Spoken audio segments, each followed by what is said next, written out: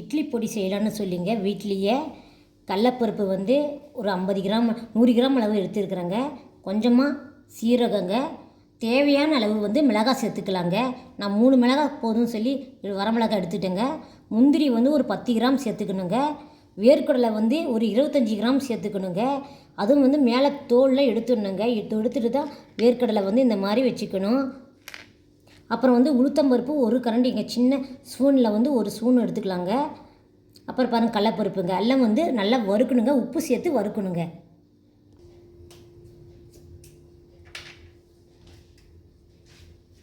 பாருங்கள் நல்லா சூடாயிட்டான்னு பார்க்கணுங்க. நல்லா சூடாயிடுச்சிங்க,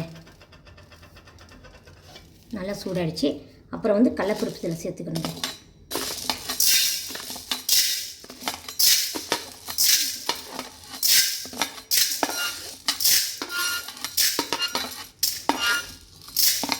அப்புறம் வந்து சீரகம் கொஞ்சமாக சேர்த்துக்கிறேங்க.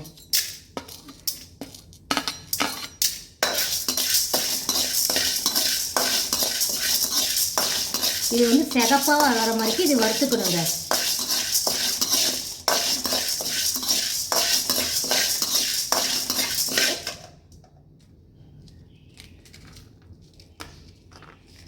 மூணு வரமிளகாய் சேர்த்துக்கணுங்க. கொஞ்சமாக உளுத்தம்பருப்பு சேர்த்துக்கணுங்க. அப்புறம் வந்து வேர்க்கடலைங்க, வேர்க்கடலை உளுத்தம்பருப்பு ரெண்டும் சேர்த்துக்கிட்டேங்க.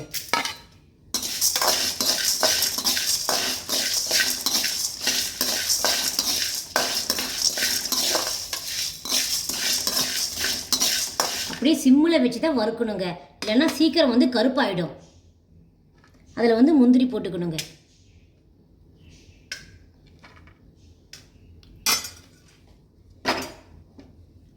முந்திரி சின்ன சின்னதாக இப்படி உடச்சி போட்டுக்கணுங்க. இது வறுத்து வச்சுக்கிட்டா இட்லிக்கு, தோசைக்கு, சட்னி ஆட்டாத நாளுக்கு வந்து இந்த பொடியை விட்டு கொஞ்சமாக நெய் ஊற்றிக்கலாம், அதில் ஆயில் கூட ஊற்றிக்கலாங்க. ஊற்றி இட்லி தோசைக்கு தொட்டு சாப்பிட்டா நல்லாயிருக்குங்க. சின்ன சின்னதாக முந்திரி அப்படியே உடச்சி போட்டுருங்க. நான் செஞ்சு வச்சுக்குவேன், 10 நாளைக்கு வச்சுக்குவேங்க, இட்லிக்கு தோசைக்கு தொட்டுக்கிறதுக்கோசரம்.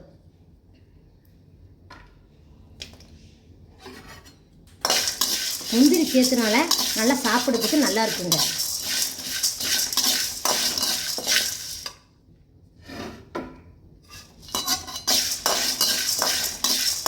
இதில் வந்து கொஞ்சமாக வந்து உப்பு சேர்த்துக்கணும்.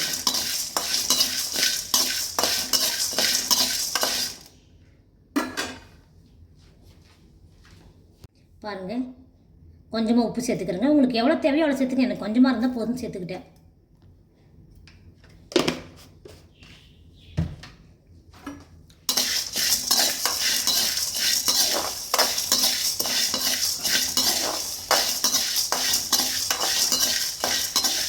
நல்லா வறுக்கணுங்க.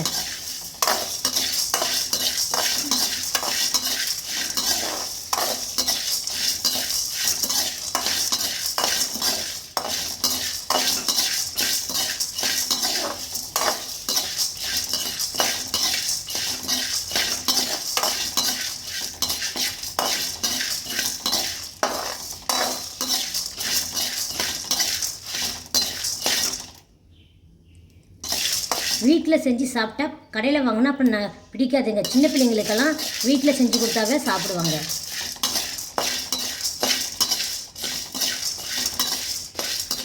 கடையில் வாங்கினா இட்லி பொடி வந்து கொஞ்சம் காரமாக கூட இருக்கும். எங்கள் வீட்டில் வச்சுட்டு செஞ்சால் எங்களுக்கு தேவையான அளவு மிளகாய் போட்டுக்கலாம்.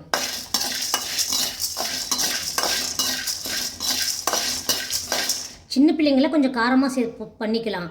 பெரியவங்க சாப்பிட்டா கொஞ்சம் மிளகாய் வந்து சேர்த்து போட்டுக்கலாம். இன்னும் கொஞ்சம் நேரம் வறுக்கணுங்க.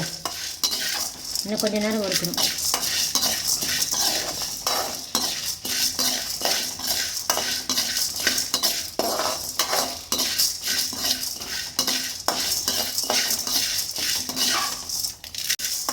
பாருங்கள் நல்லா வறுத்தாச்சுங்க. வந்து ஆற வச்சு மிக்சியில் போடணுங்க.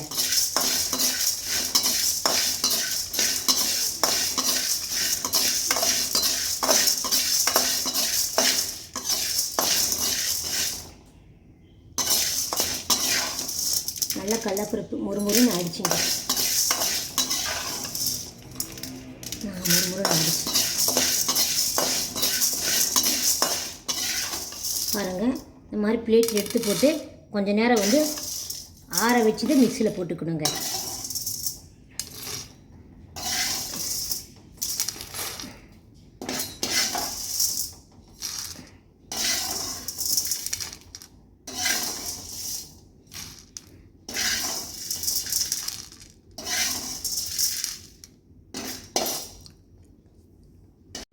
பாருங்கள் ஆறிடுச்சு.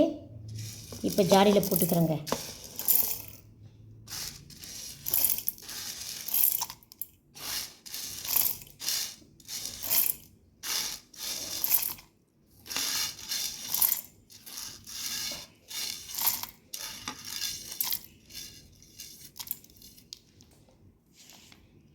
ஆறின பிறகு அப்படியே நெய்ஸாக பொடி பண்ணிக்கணுங்க.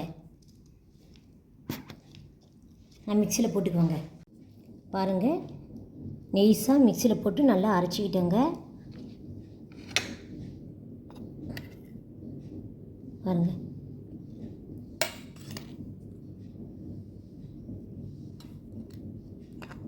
இந்த பொடி வந்து ஒரு வாரத்துக்கு வச்சு சாப்பிட்லாங்க.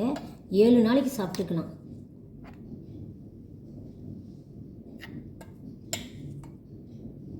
ஸ்கூலுக்கு போகிற பிள்ளைங்களுக்கு வந்து இட்லி மட்டும் வேக வச்சு இந்த பொடி போட்டு கொடுத்தா போதும். கொஞ்சமாக நெய் ஊற்றி பொடி போட்டால் இட்லி வந்து சின்ன பிள்ளைங்க விரும்பி சாப்பிட்ருவாங்க.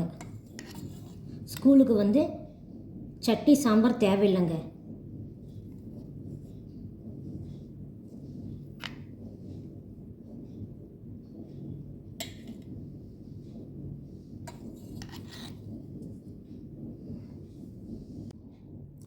பாருங்கள், இந்த மாதிரி பொடி போட்டுக்கிட்டு